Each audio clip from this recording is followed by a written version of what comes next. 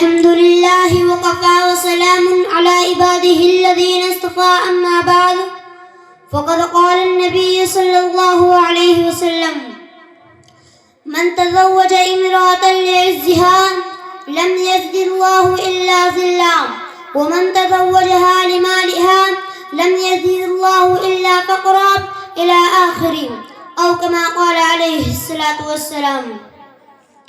صدر محترم اور میرے پیارے دوستوں اور بھائیوں بہنوں، اس وقت میرا موضوع سخن ہمارے معاشرے کا وہ ناسور جس نے زندگی کی بنیادوں کو ہلا کر رکھ دیا ہے، سینکڑوں ہزاروں گھروں کو تباہ و برباد کر دیا ہے اور کتنے ہی جذبات کو مسل کر رکھ دیا ہے.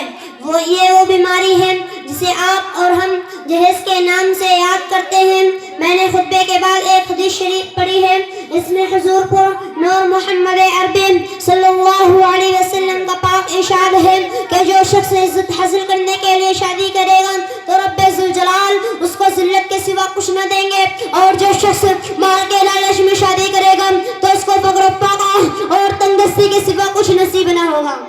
بے شک میرے پیارے نوجوانوں، آج ہندوستان کے اندر اور خاص طور سے ہمارے معاشرے میں جہیز ایک ایسا ناسور بن گیا ہے جو قیمتی ہتھیاروں سے زیادہ خطرناک اور مہلک ثابت ہوتا جا رہا ہے.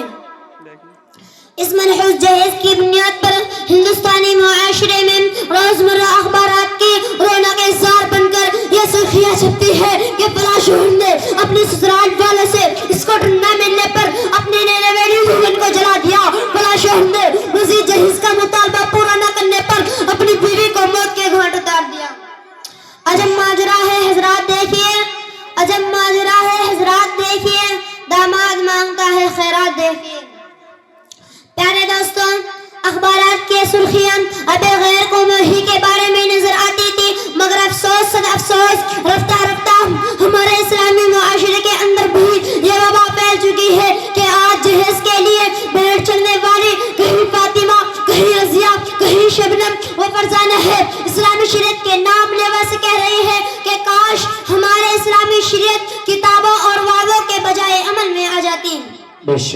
پیارے دوستوں اور اسلام کے نوجوانوں، عورت رب ذوالجلال کی جانب سے عطا کردہ وہ حسین تحفہ ہے جس نے انسانی زندگی کو رونائی بخشی. عورتوں کے منظر نظاروں میں خوبصورتی پیدا ہوئی. اسی معصوم کلی نے حضرت آدم علیہ السلام کی زندگی سے خوف و وحشت کو دور کیا، مگر ان تمام باتوں کے باوجود ظلم و ستم کی تاریخ شاہد ہے کہ اس دور فانی میں جتنے بھی مظالم برپا ہوئے ہیں ان میں سے زیادہ ترسم پہ نازک پر ہی کیے گئے ہیں. ارے واہ، بہت خوب بیٹے، ماشاءاللہ. اس بے رحم سماج نے عورتوں کو جس نظر سے دیکھا ہے وہ نہایت ہی قابل مذمت ہے. تاریخ عالم ان دردناک واقعات سے بھری پڑی ہے کہ کبھی حضرت مریم کو دنیا والوں نے متہم کر کے جنگلوں کی کھاؤ چھوڑنے پر مجبور کیا، تو کبھی نمرود نے اپنے بیٹی کو ایمان لانے کی پاداش میں آگ میں ڈالا، تو کبھی آپ کے جاہل معاشرے نے لڑکیوں کی پیدائش کو اس قدر منحوس کی تصور کیا کہ ان کو پیدا ہوتے ہی زندہ گور کر دیا جاتا تھا.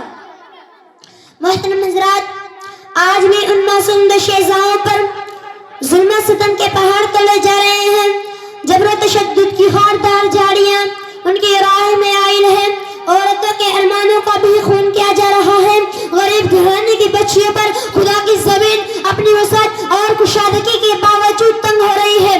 ساری دنیا پر یہ بات روز روشن کی طرح آیا ہے کہ جس گھر میں لڑکی جوانی کی دہلیز پر قدم رکھ دیتی ہے تو اس وقت سے والدین کی نیند حرام ہو جاتی ہے اور زندگی کا ہر لمحہ سانپ بھر کر ڈسنے لگتا ہے. ایک طرف لڑکی کی اٹھتی ہوئی جوانی ہوتی ہے تو دوسری طرف جنسی بیڑیوں کی اٹھتی ہوئی نگاہیں ہوتی ہے تو تیسری طرف پڑوسیوں کی چہنے گوئیاں ہوتی ہیں. والدین اس گلاب کے پھول کو سجانے کے لیے جب کسی لڑکے کی تلاش کرتے ہیں تو جہیز کے مطالبات ان کے ارادوں کو وہی مسمار کر دیتے ہیں. ارے جہیز کے ٹھیکیداروں، کان کھول کر سن لو، ذرا دیکھو سید الانبیاء تاجدار بتا احمد مصطفیٰ محمد مصطفیٰ سب کہہ دو صلی اللہ علیہ وسلم کی پیاری اور جانتی بیٹی حضرت فاطمہ رضی اللہ عنہ کا عقد مسکن کس انداز سے ہوتا ہے کہ جسم پر جو چادر ہے اس میں 16 پیوند لگے ہوئے ہیں اور منتر رسول ہونے کے باوجود پیادہ پاک شیر خدا حیدر کرار رضی اللہ عنہ کے گھر کی جانب روانہ ہو رہی ہے.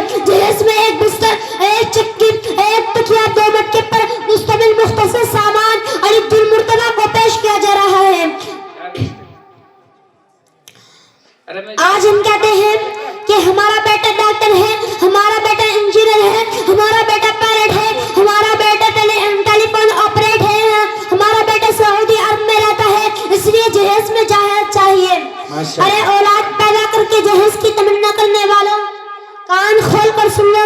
اگر تمہارا بیٹا انجینئر ہے تو حضرت علی امیر المومنین تھے.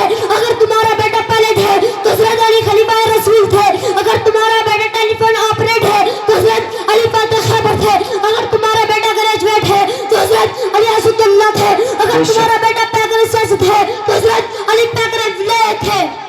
محترم حضرات، آئیے ہم سب مل کر اس بات کا عہد کریں، اس جہیز جیسی ملعون رسم کو مٹا کر دم لیں گے. میں وقت کی نزاکت دیکھ کر اپنی تقریر کو ہی ختم کرنا چاہتا ہوں اس شعر کے ساتھ. یہ سنگرا جو حائل ہے رستے سے ہٹا کر دم لیں گے. یہ سنگرا جو حائل ہے رستے سے ہٹا کر دم لیں گے.